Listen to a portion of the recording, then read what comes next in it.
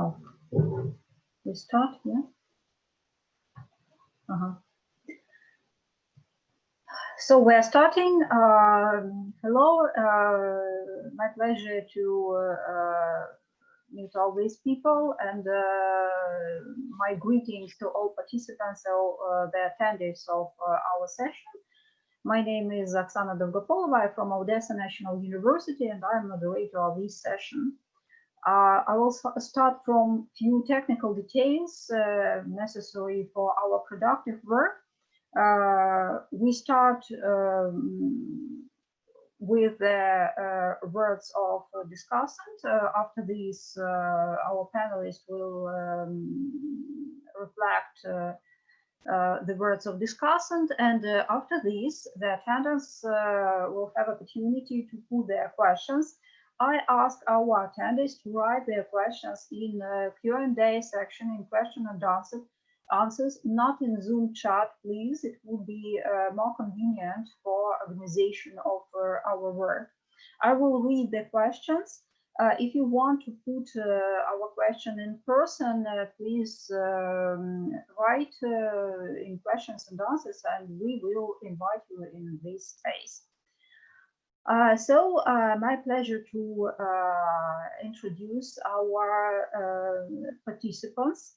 Regrettably, we are not, we have no full team now. Maybe we will unite. I want to introduce Andreea Mironescu, Alexandru Ioan, who's a university from Romania, with a theme, is it time for new post towards conceptualization of post-communism? Patricia Manos from Harvard University with the theme Russian Blues, Rape and Solidarity. Oh my God. Just a moment. We're waiting for Elmira Nogabayeva from Central Police Asia from Bishkek, and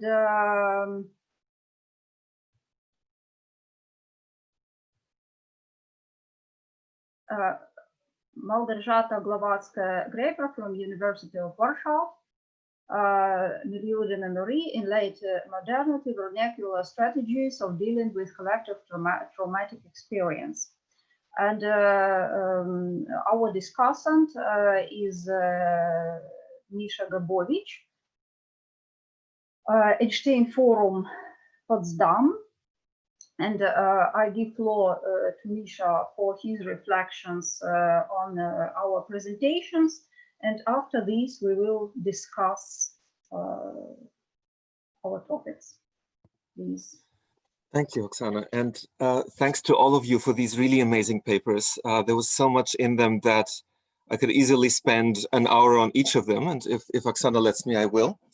And I have one overarching comment or question on all of them, and then lots of individual remarks and questions for each of you.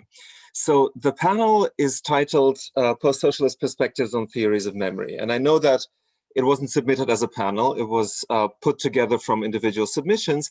But I do think that all four of these presentations are relevant to the topic. The question is, in what way exactly they're relevant? So are we talking about ways to apply existing theories of memory to post-socialist contexts and possibly correcting them a little bit based on what we find about their applicability? Or do we have the ambition to really develop new theories of memory based on what we find in our post-socialist context? So what I found in the presentations is mostly application of existing theory, with a few interesting exceptions. But I do think that from all four of them, we can learn a lot, or we can start asking the right questions about expanding these theories. And I think Andreea goes maybe the furthest in this direction when she speaks of what she calls theory by other means. So, you know, just as a reminder, of course, theories that are mostly built on the empirical study of Western societies, or occasionally countries colonized by Western societies, form the bulk of our theoretical edifice in the humanities and social sciences. And I do think that one of the challenges, but also one of the promises of doing memory studies in a post-socialist context, is to try and see how what we find in our respective case studies can help us not just apply or correct these existing theories, but really maybe question or rethink them, and try to understand what maybe has been forgotten simply based on the fact that, you know, all of these theoretical constructions derive from observations of Western or sometimes Southern societies.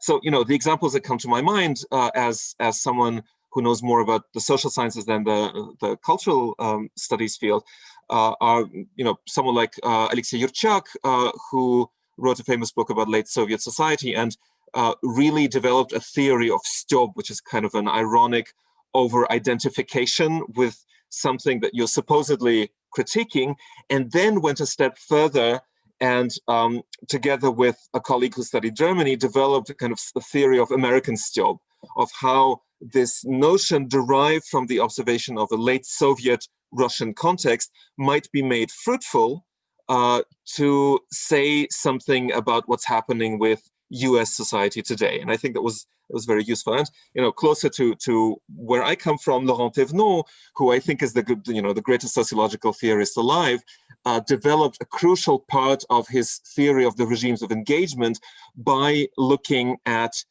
specific post-Soviet, but also late Soviet Russian context, and thinking about what that can teach us for a theorization of what he calls the regime of familiarity in particular.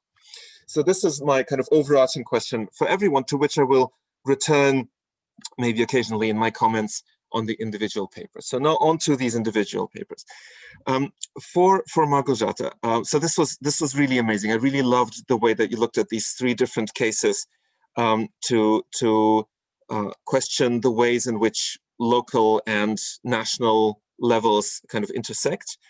But I was wondering about the term that you used in the title of your presentation. So why talk of late modernity to describe these Polish cases? Is what you found in Poland really characteristic of an entire era that can be usefully defined in this way? And if so, when did late modernity start? And I was thinking that maybe, since we are talking about a very specific Polish context, it might be more useful to look at kind of conceptualizations of Polish post-war history. And I was reminded of Andrzej Leder's thesis of Poles sleepwalking through their social revolution. And in fact, a large chunk of the population of certainly Polish towns today, but also partly rural Poland, having kind of replaced population groups such as the Jews and the aristocracy, who were driven out from their former social position or sometimes physically exterminated by the occupying power. And I was wondering whether that might not be an interesting basis from which to approach these differences between the local and the national level of remembrance. Then at some point early on in your presentation, you mentioned that you're going kind of a little bit against Pierre Nora, and I didn't entirely understand the ways in which you do so. So is this just about moving from the national level down to the local, or is it something else? Then the other thing I noticed is that even though really you're talking about social practices of remembrance, all the pictures, all the images that you're showing show monuments, not people. And this might have to do with, you know, the difficulty of kind of publicly using images from your fieldwork. But I was wondering, what do people actually do at these monuments, right? So what are the actual commemorative practices? How are they different from those imposed from above? And can we show that by, you know, demonstrating what people actually do? Then specifically looking at what you said about the mausoleum of the martyrdom of Polish villages in Michniów, I found this extremely intriguing. So in all the other places that I know of where memorials were created to commemorate residents of villages who were exterminated by the Germans, this was done after nobody was left in the village, right? So Oradour-sur-Glane in France is the paradigmatic example. In the Soviet Union, we had Khatyn in Belarus. More recently, there's Khatsuny in Russia, near Bryansk. But in all of these cases, nobody was left in those places. But in your case, the memorial was actually built much later in a place that was still populated. And I was wondering whether in that process there was any kind of discussion about this fact, about the fact that you're now commemorating these, ghosts of massacred people in a place where people now live and, have their own opinions and their own traditions of commemoration. And then the final question, and I have to admit, I had a bit of a senior moment yesterday because I had watched your presentation and Barbara Markowska's from a different panel on the same day. And I asked her this question, kind of getting confused between your videos, but I think it was also applicable to hers, but it was really about your presentation. So you mentioned the paramount importance of the Catholic Church in local commemoration.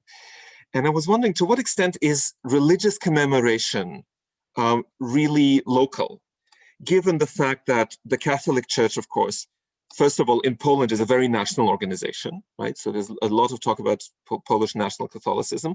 But then, of course, primarily it is a global organization, right? So kind of the religious framework is paramount, as you show before the arrival of the state as a commemorative actor.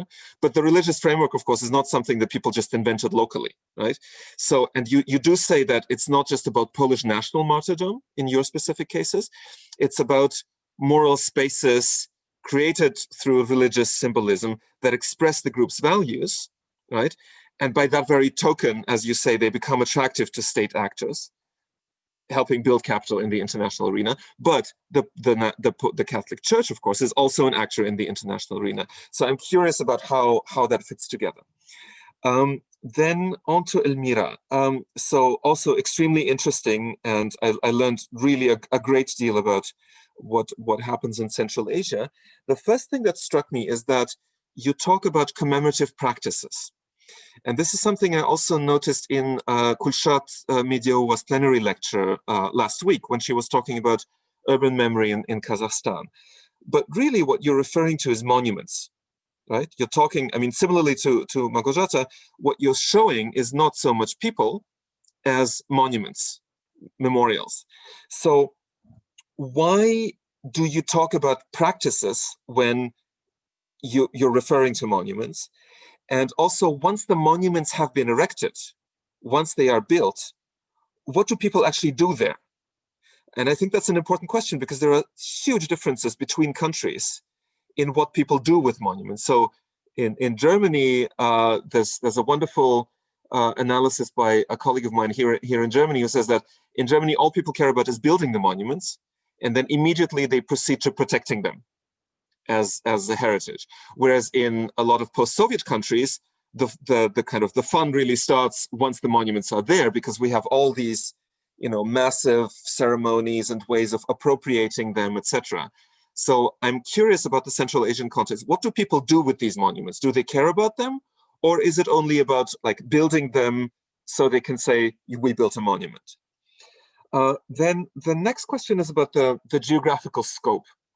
So you kind of list what happens in 3 to 4 Central Asian countries. And I was wondering if you could provide a more structural analysis of how memory differs between them. So there are different themes, different topics, different events that are being commemorated in Kazakhstan, Kyrgyzstan, Uzbekistan, and once you also mentioned Turkmenistan. There are differences between mnemonic communities in these countries, right? And I'm wondering if these differences are mostly due to differences in historical experience. So, for example, is the main factor that the 1916 Urkun, the kind of the massacres that occurred then, that they disproportionately touched different populations? So the Kyrgyz were much more affected, for example, at the time than the Kazakhs. Or does it have more to do with present-day memory politics? Or does it have to do with structural differences between the societies today? So, the fact that Uzbekistan now is maybe more settled, until recently had a more authoritarian political regime, things like that. So can you kind of provide a structural analysis of these differences? And also I was curious that Tajikistan seems absent from your analysis. And is that just a language question? Or is it because memory there is so different because of the influence of the civil war? Or, I don't know, the proximity to Iran and Afghanistan. So maybe you can say a few words about that. And then finally, since we are in a panel about theories of memory, I was wondering, so if you look at, and we've discussed theories of memory before. If you look at the existing kind of well-known Western theories of memory, do you feel that they can account accurately for what is happening in Central Asia? And specifically, I mean the transition from a nomadic society or a set of nomadic societies to settled societies, a transition that was accompanied by Sovietization, extreme violence, sometimes violence with genocidal features, but which in the end created societies that are structurally completely different from what we had 100 years ago. So do we have the resources in theories that were developed in really urban Western contexts to explain the dynamics of memory? Or do you think that Central Asia can itself maybe contribute something new to the way that we think of, the historical sociology of memory? Moving on to Andrea. So what I found really fascinating is the way in which you show these post-communist writers and artists moving beyond nationalism, but also beyond universalism, as you say. So I wrote a paper a while ago on what happens with Soviet war memorials in different countries after '89, and looking at how contemporary artists engage with them, I was surprised to find that the vast majority of artists who do anything with these memorials, they only want to talk about what happened in the history of their own countries. So it's all just about, Soviet occupation, nationalism, and then maybe post-communist neoliberalism, etc. And the only artists who do anything to kind of make universal points about the horrors of war, about war and peace, are people who are based at least at Western institutions. So Krzysztof Wodiczko, who's based at Harvard, or the Doma Collective from Buenos Aires. They use them kind of as an excuse to talk about war and peace in general. Everyone else talks about just, their own country. And this is what I had to think about when listening to you talk about nationalism and universalism. Because what you're saying is that the Romanian writers, particularly, that you're analyzing, they go beyond not just nationalism, but even universalism, right? And you illustrate this very nicely, right? So when I listened to you talk about Florian's Little Fingers, I immediately ordered that novel because you made it sound so fascinating. And the comparison that that came to my mind was with Ismail Kadareh's novel General of the Lost Army, which is kind of the classic novel for all those of us who are interested in fictional representations of kind of people digging for bones in post-war and post-massacre situations. But Kadareh, of course, is completely nationalistic, right? It's all about kind of the evil Italians coming to Italy, coming to Albania, underestimating the great spirit of the Albanian people, and then kind of going on this strange odyssey, trying to recover the bones of the Italian soldiers and kind of not really succeeding. So it's all about, look at how great the Albanian people is. Whereas what you're showing for Florian is that he kind of tries to go beyond that by pointing to Argentina, going back in time to the Middle Ages, etc. So my first impulse is to think, oh, this is wonderful. This is exactly what I love. But my second impulse was to think, so what do we gain from this? So beyond the enjoyment of a literary text that makes all sorts of unexpected connections, how precisely does this actually advance our understanding of the topics? And, as a writer, he can say, that's not my task. I don't have to. I just write good literature, and that's perfectly okay. But since your interpretation of that writing is that it contributes to theory beyond just being good fiction, perhaps you can spell it out for us, because you seem to have something more in mind than just kind of multi-directional memory a la Rothberg, where engaging with one experience can help us empathizing with another experience. But I'm curious to hear what exactly it is that that you think this helps us see. And then finally, for Patricia, I thought this was a really fascinating case. Your analysis of Yevgeny Fix, and I loved the way that you traced his work back to neglected strands in socialist realism through Deineka and Popkov. And I think we should all talk much more about socialist realism and how it's actually much more diverse than what people usually think. The question for me is this, going back to the question I started with. How does your case study contribute to theory beyond just illustrating existing theories, right? So all the theorists that you quoted, unless I missed someone, are North American or West European, right? So you have Warner, Knecht, Munoz, Cuban-American, Bloch, Foucault, James E. Young, right? So is all that we can say about Fix's Революционные пляшки that they are great illustrations of theories initially elaborated to explain other cases, right? And to quote you directly, at some point you say, this maps exceedingly well onto Michael Warner's formulation of the counterpublic, right? And that's great. But could we not also use this case to question, expand, and perhaps even correct these theories? And I was thinking, because you mentioned publics, of work by Zdravomyslova, Finn Sivert Nielsen, who's Scandinavian but was very kind of enmeshed in Russian local debates, Yurchak and Tivno, who worked with the local Russian context to build their theories, to suggest that there is more to it than a dualism of hegemonic publics and then counterpublics, right? So the very opacity and intransparency to outsiders of Fix's late Soviet pляшки, I think is characteristic of what Tivno calls grammars of commonality that are built on regimes of familiarity, right? So spheres where you feel so at ease that you don't need to explain much in words to be understood. But then as soon as you're confronted with outsiders, you find it very difficult to make them intelligible to those who lack the required familiarity, right? And I was struck by, so I don't remember if this was actually in your video, because I then went to look for other reports about his exhibitions. But in some of the photos, I noticed that he was like literally pointing at things. And this is, to me, a typical gesture that denotes intimacy and kind of the gap between the regime of familiarity. This is what I mean. It's immediately understandable to me, and the outside perspective, where you really realize that this is the thing. Don't you understand?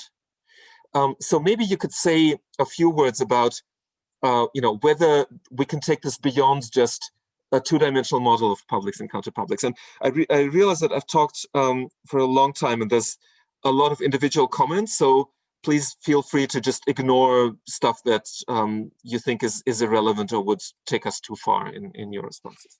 Thank you very much once again for these amazing papers. Thank you, Misha. So we will start our discussion. Who will be the first? We will go in order of appearance.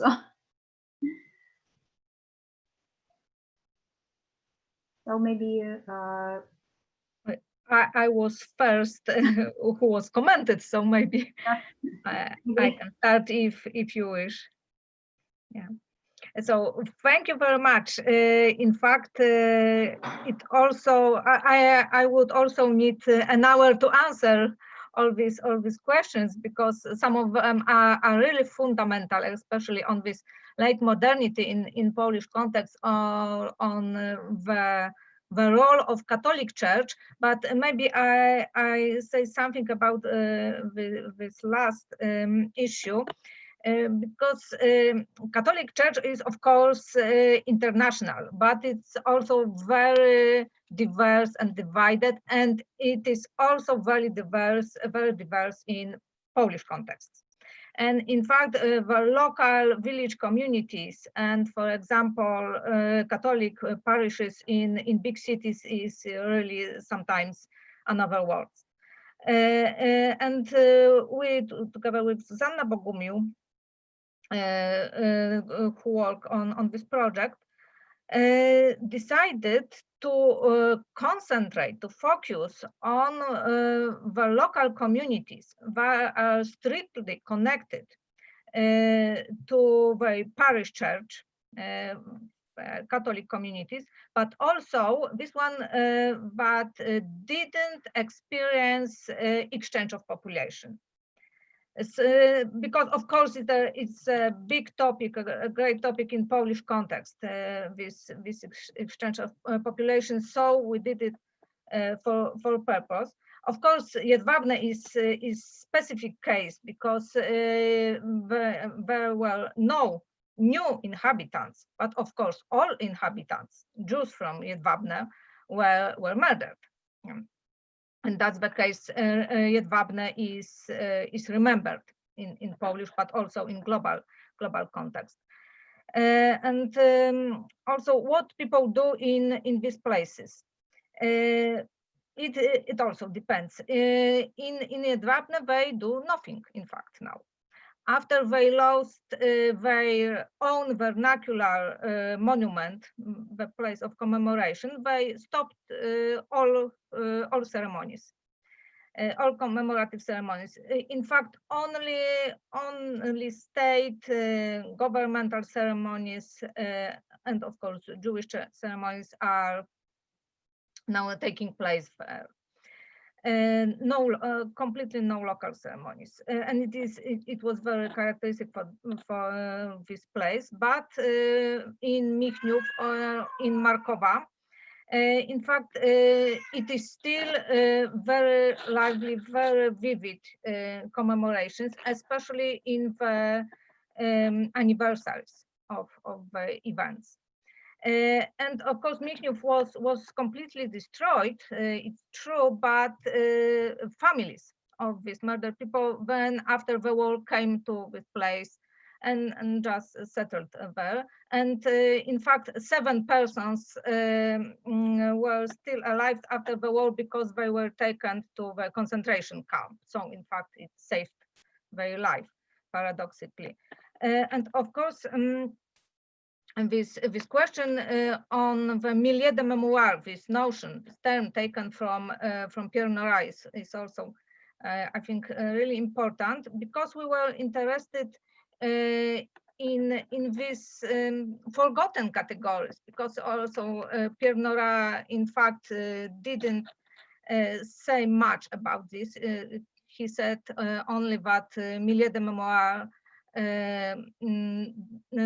doesn't exist in a contemporary world. But we think it's not so easy, because it depends on local context, not only in Polish context, also in other countries.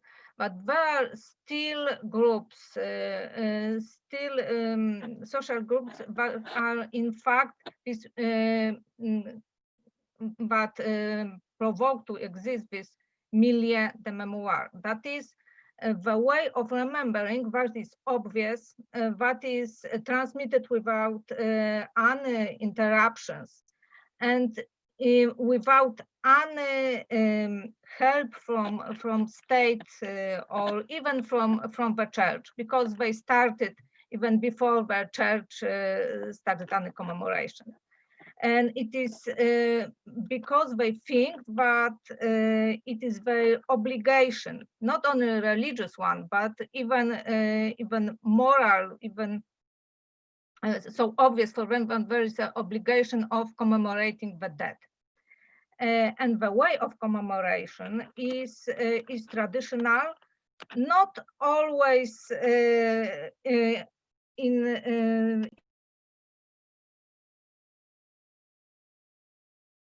in the contemporary ways how the church is doing this at the moment.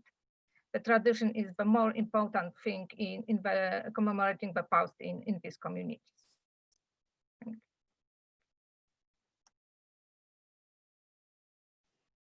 Thank you very much. Who will be the next with their answers on Misha's reflections?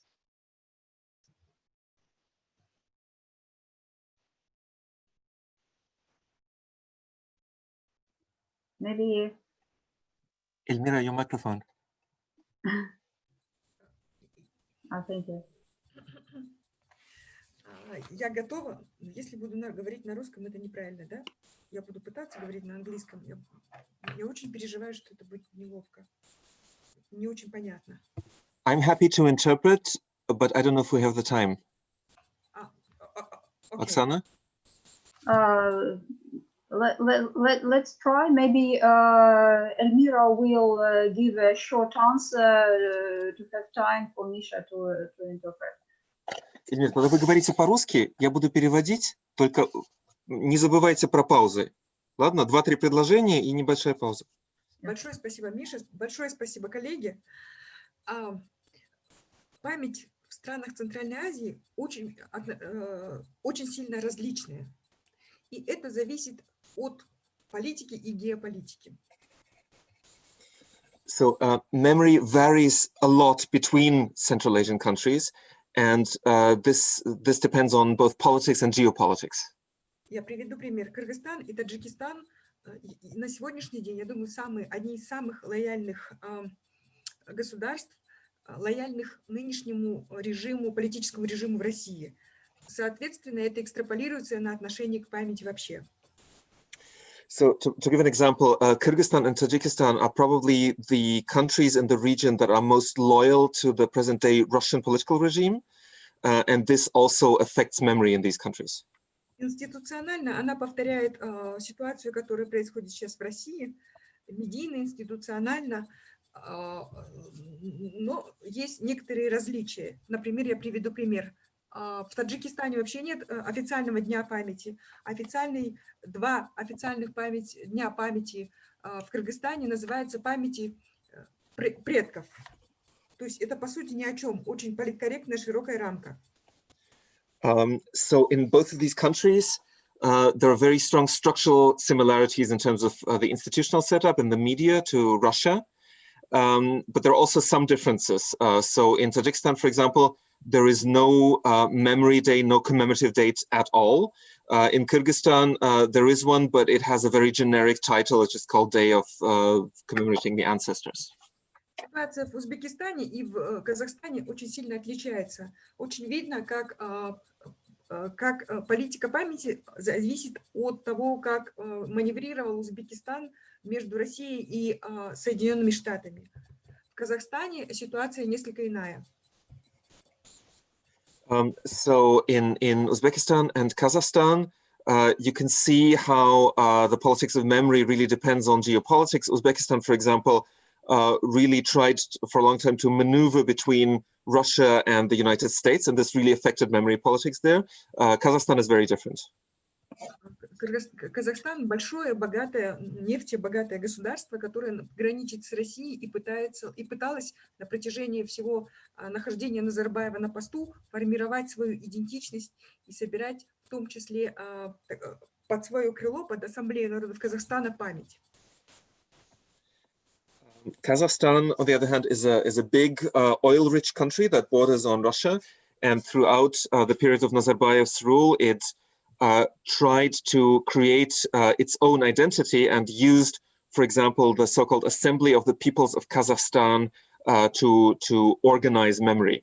В Казахстане есть большой архив, который находится, он так и называется, архив первого президента Казахстана. Вы понимаете, что это первый президент, он же все время находящийся там человек, но этот архив агрегировал все архивные данные, касаемые памяти, часть из них открыл, и они мемориализовали вообще тему политики памяти. У них есть большой проект под ассамблеей, и вся память идет под эгидой государства, делается огромное количество всего разного, особенно в контрасте, например, с Кыргызстаном, это видно. В Кыргызстане вообще темы памяти официально почти не существует. So in Kazakhstan, they created something called the Archive of the First President of Kazakhstan, the first president, of course, being Nazarbayev, where they aggregated all the archival collections that have any relevance to the topic of memory. They created a number of projects as part of this assembly of the peoples of Kazakhstan. And generally, the state has been proactive in advancing memory-related projects. In Kyrgyzstan, by contrast, there is almost no official discourse on memory at all. Миша, спасибо. Вот главная коллективная травма Центральной Азии – это Иркун 1916 года. Я хочу привести отношение к нему через один единственный барельеф, который был поставлен в Кыргызстане в 2016 году. Этот барельеф должен был символизировать трагедию этого события, но на самом деле этот барельеф довольно лицемерный.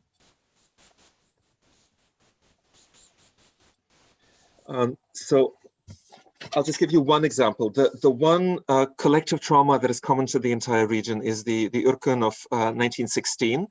And in Kyrgyzstan in 2016, they created a relief that was supposed to sort of portray this event, but this work is actually very hypocritical. Потому что он демонстрирует, с одной стороны, умолчание самой трагедии, с другой стороны, подменяется тема коллективной травмы наоборот, торжество социализма. Дело в том, что в 2016 году было событие довольно драматическое для народов Центральной Азии, но на барельефах мы видим, во-первых, там не видно одной стороны конфликта, там видно только пострадавшие, а во-вторых, один последний из 4 барельефов нам демонстрирует торжество социализма. Там изображен трактор, там изображена лампочка Ильича, там изображена дочь советской Киргизии, довольные счастливые люди. Но надо понять, что речь идет, барельеф посвящен 2016 году, а все, что на нем изображено, это уже все, что символизирует постсоветский период 40-х, 50-х годов. So, in fact, what it demonstrates is a silence on this tragedy that, instead of talking about collective trauma, speaks of the triumph of socialism. It only mentions the victims of 1916, not the perpetrators. And the last of the 4 panels, in fact, openly shows the triumph of socialism, symbolized through a tractor and happy Kyrgyz girls and other symbols of socialism that are actually associated with the 1940s or 50s, even though the work as a whole is supposed to commemorate the tragedy of 1916. При этом в каждом ущелье, во всех областях Кыргызстана вы сможете найти памятные камни, которые ставят люди из локальных сообществ, из местных сообществ, из отдельных родов, имен, которые ставят просто памятные камни или группы камней, которые напоминают о событиях 16 года. Вот этот диссонанс памяти, он присутствует довольно ярко. Что касается... So by contrast, in every ravine in Kyrgyzstan, you can find a memorial stone or a group of memorial stones set there by local communities to commemorate the events of 1916. So there's a strong dissonance in memory culture. Тема кочевников, кочевой культуры. Это концепт максимально широкого пользования в государствах Центральной Азии, в официальной позиции государства Центральной Азии. Например, в Кыргызстане учреждены международные игры кочевников. Уже прошли 3 таких игр, где приезжают представители различных стран. На последних играх кочевников были представители 70 стран. Они одеваются в этнические костюмы, скачут на конях и прочее. Это мероприятие предназначено, продать себя международному сообществу, как некоторые центры кочевой культуры, а с другой стороны, для внутреннего потребителя, чтобы поднять, как сказал наш предпоследний президент, рух и дух населения. So the moving on to the concept of nomads. So this is something that's extremely widely used in official discourse in Central Asian countries. In Kyrgyzstan, for example, Kyrgyzstan has been holding so-called Nomadic Games, an athletic event that has attracted 70 countries where people kind of appear in ethnic garb and ride on horseback and participate in athletic activities. And this is something that's done to sell the country on an international arena as a center of nomadic culture, but it's also for domestic consumption in order to lift the spirit of the Kyrgyz people, as a past president of Kyrgyzstan said. Наше общество, общество Центральной Азии, как, в общем-то, везде, люди любят как бы хлебозрелище, в этом смысле им было достаточно много, но на самом деле отношение к номадизму уже довольно ироничное. Мы прекрасно понимаем, что он становится одним из частью такого этно-рынка, который невозможно продавать все время ни внутреннему, ни внешнему потребителю. И у нас довольно интересные дискуссии происходят по поводу параллельной концепции ориентализма. Например, один из наших коллег, он продвигает концепцию седентаризма, в котором говорит, что через номадическую культуру нас довольно утрируют, мягко говоря. И это идет вразрез особенно этим большим официальным праздником номадического духа, потому что, ну, например, мы смотрим, мы ездим на лошадях, одеваем празднества, кушаем много мяса, но при этом понимаем, что все это за 5 миллионов там грант Китая. Да? То есть на самом деле в обществе довольно ироническое отношение к этому большому празднику. Миш, спасибо большое, я замолкаю.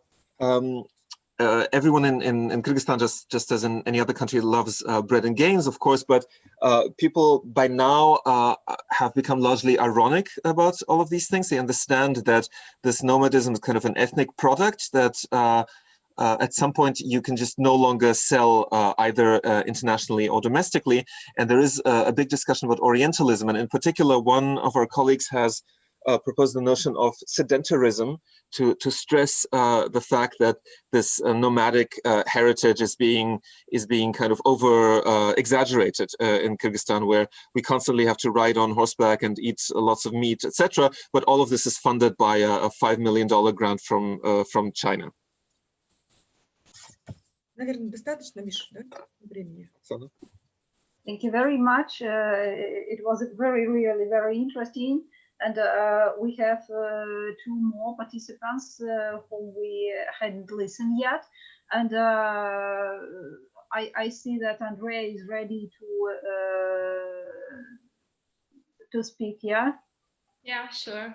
So, hi, everybody, and thank Misha for the insightful comments and also for his questions.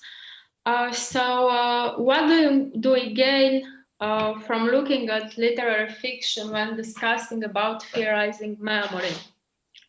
What I have in mind is, as you mentioned, indeed to go beyond multidirectional memory and also to go beyond the so-called cosmopolitan memory. Basically, what am I interested in is to bring the literary field and discussing memory, and also, most importantly, in discussing theories of memory. So in this particular case of Philippe Florian, the contents of memory theories produced in this novel profit, I think, a lot, not only from literature's critical position in the society, but also from its aesthetics complexity. So in my opinion, literary fiction is indeed a more detached, open, critical way of conceptualizing the communist experience and also the communist legacy. So literature not only performs, construct memory, but I think it's not a mistake to say that literature also theorizes memory in its particular ways, and also it draws on the politics of memory. Basically, this is why I was talking about a new regime of memory, which I called, not so originally, I must admit, post-communist. And I related this change of how we understand memory, how we think about memory, how we comment about memory, about the national memory of communism in the given cases I have analyzed. So I related this turn to the post-communist fiction, and especially with a new generation of writers which emerged in Romania in the mid-2000s. Florian is a member of the said generation, the 2000 generation. And I think they were the first to move over this paradigm of national understanding of communism, and maybe without even having an idea of what they were doing at the time, because we are talking about the mid-2000s. But they indeed moved over the way in which we think today about communism and post-communism. So basically this was my thesis in this talk. Thank you very much, Andrea. And we are going to Patricia. Yeah. Yes, please. Thank you. So thank you very much, Professor Bobic, for your generous response, and thank you to my co-panelists for their presentations. So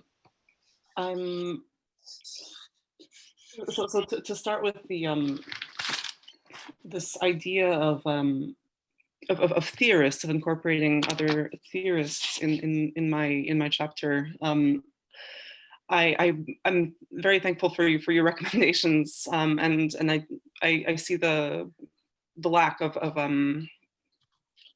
non-Western European and non-American theorists in my work. I think that the thing that I was trying to focus on in that presentation was the way in which Fuchs himself acts as a theorist of his own work, but also of the sort of the lack at the center of applying this sort of Western queer theory to the late Soviet context.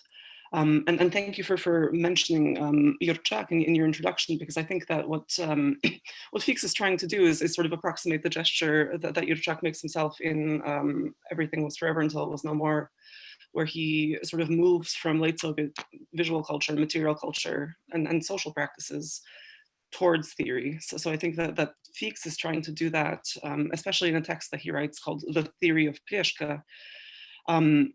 And then I guess I could elaborate on that a little more.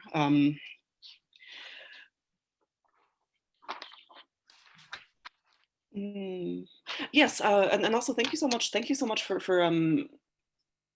relating the way in which in his other works, which I did not actually include in my presentation, Fuchs sort of embodies a different kind of like engagement with visual art, and by extension of that, with memory politics, where he's sort of trying to perform this what I guess Tishkov is that the name of the theorist, would speak of as a grammar of commonality. I think what I'm interested in going forward with Fuchs might be trying to think more about his work and the ways.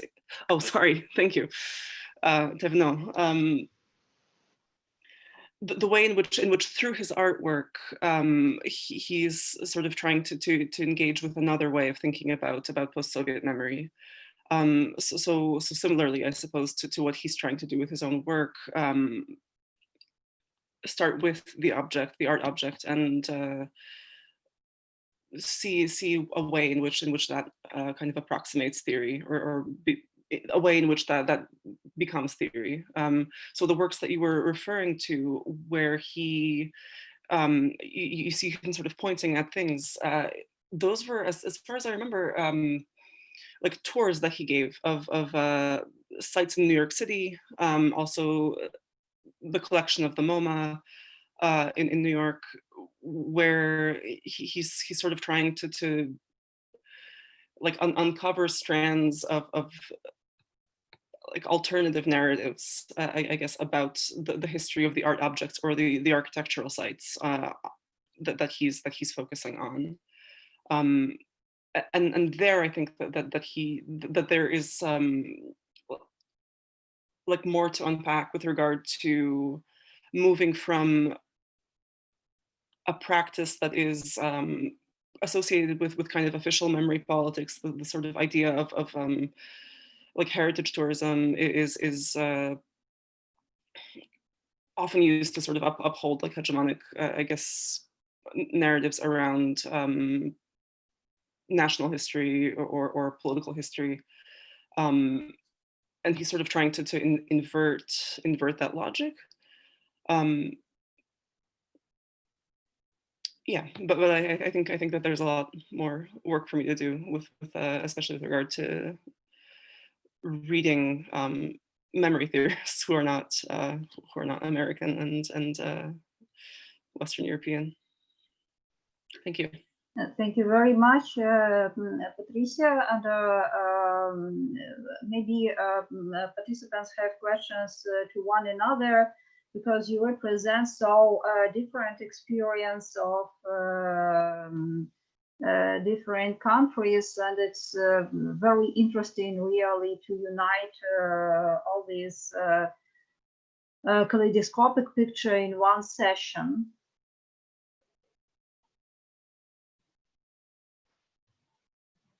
Or maybe our discussants have. Can I have? Yeah, please. Yeah, I have a question to Elmira. It was a fascinating example. And I have a question on the local context of this Kyrgyzstan and this culture of nomads. Is it the same in local culture, but it is taken ironically, and what is the place of religion in this concept?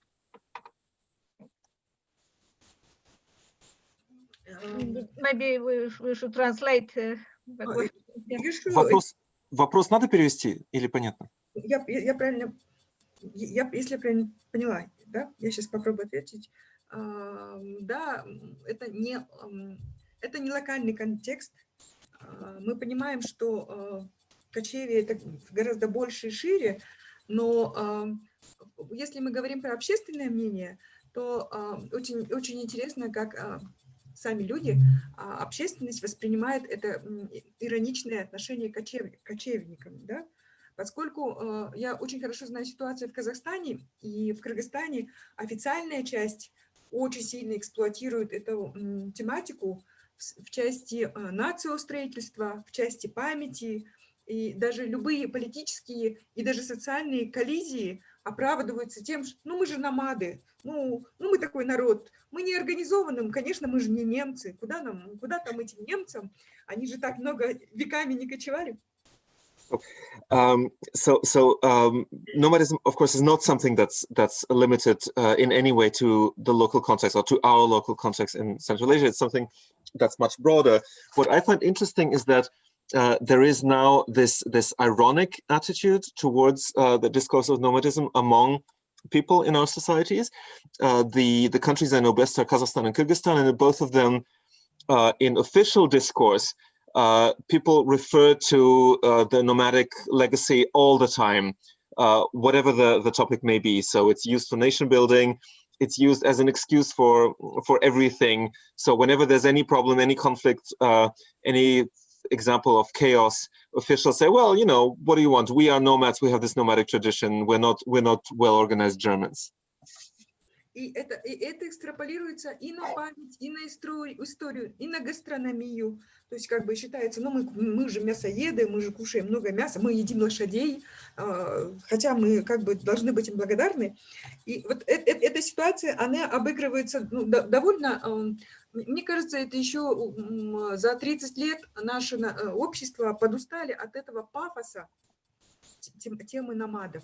Потому что ни одна государственная концепция, ни одна, извиняюсь, научная, академическая среда тоже любит эту очень тему, очень ее сильно использует. Вот. А в обществе довольно, мне кажется, ироническая тема. У нас, например, в горах в одной дальнем регионе стоит такая же голова лошади, как и в Англии. И все считают, что многие считают, что это в Англии скопировали эту голову, а не наоборот, хотя на самом деле это от лукавого. И отношение, с одной стороны, номадическая тема, она успокаивает нашу общественность, с другой стороны, общественность иронизирует, потому что кто-то сравнивал это с метафорой хождения по кругу. Да, если мы говорим о памяти, то мы очень хорошо понимаем, что мы в Центральной Азии не помним, во-первых, нет практически отношения к тому, что происходило в эпоху независимости, и практически мы почти не рефлектируем тему советского коммунистического времени. У нас до сих пор... Стоп, извините. У нас до сих пор коммунистическая концепция присутствует. So this nomadic discourse is being extrapolated into everything, so be it politics, memory, even gastronomy, where people keep telling us, you know, we're nomads, we have to eat meat, we have to eat horses. And people, I think, are now tired of 30 years of this pathos of nomadism. So this is extremely popular in political discourse and academic discourse. There's hardly a conference that goes by without references to this nomadic legacy. So people have developed an ironic attitude towards this. So to give you another example, in Kyrgyzstan, we have a mountain with a monument of a horse's head. That's actually a copy of a monument in England. But a lot of people here are convinced that this is something that the English copied from us. So of course, this nomadic discourse has a very soothing, calming effect on people. But at the same time, there's a lot of irony. And the upshot is that we're constantly caught in this kind of circular movement where we keep talking about the nomadic tradition, but we have nothing to say really about the entire independence period or even about the Soviet period, because ultimately we are still Soviet in our approach to it.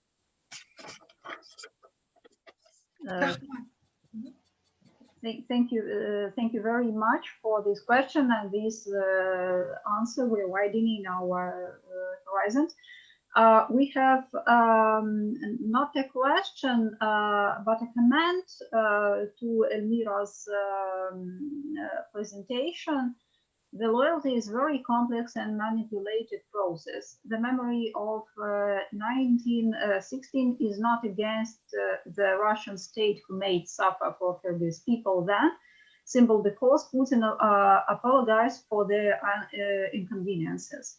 Kyrgyz people erased Russian state from the picture, cause suffering and death, and they said thanks to Soviets bringing communism to the Kyrgyz land.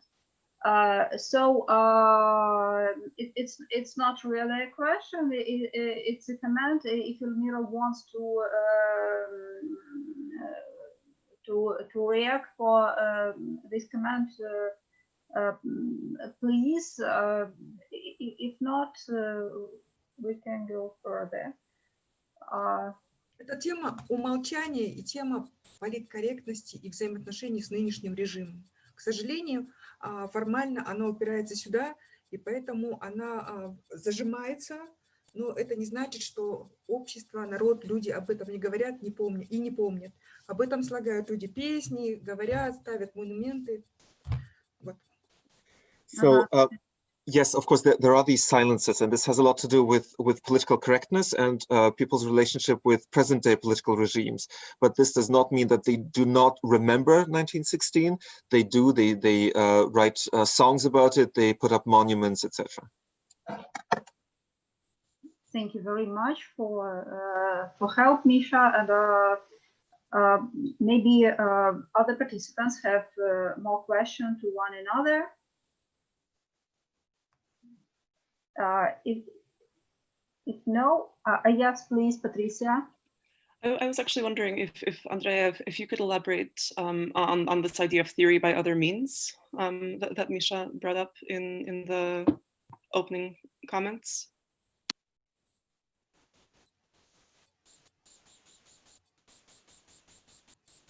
You're muted. Please unmute your mic. So what I could bring to the discussion is that I think literature is a field that could be further investigated as a specific way of taking part in this discussion, and this never-ending discussion on the state of memory theories in Eastern Europe. And precisely in the relation to the notion of post-communist, which I bring it up. Of course, I am in my approach, I am drawing on the understanding of the concept as it came up from Boris Budin and also Charles King's books on the end of transition and the end of Eastern Europe, respectively. But what I do more or otherwise is that I looked somewhere else to find the traces of this turn from communist to post-communist. And in Romania, at least, and it would be very interesting for me to find out if this Romanian case is singular or if it is not.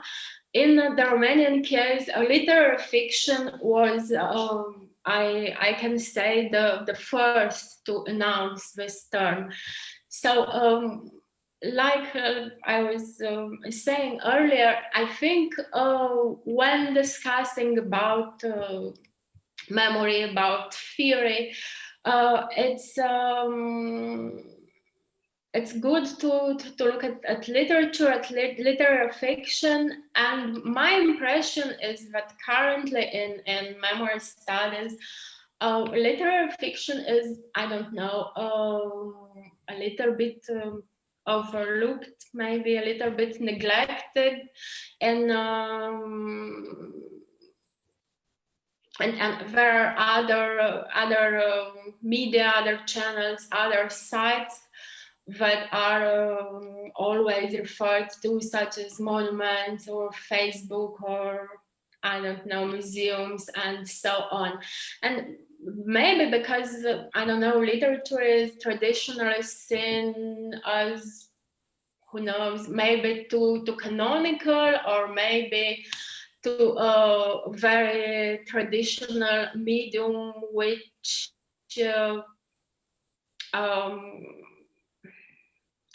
well, it cannot bring something new to this discussion on how we conceptualize and theorize memory. So let's say that my talk was also a plea in this respect. Thank you very much, and maybe it's time slowly to go to the end of our session. It's very pity because the field is wonderful, and the desire to prolong our discussion is great.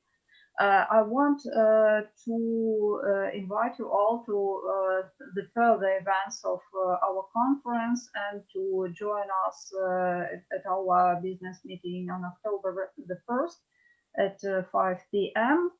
And share with us your ideas and maybe to create the common plans. Thank you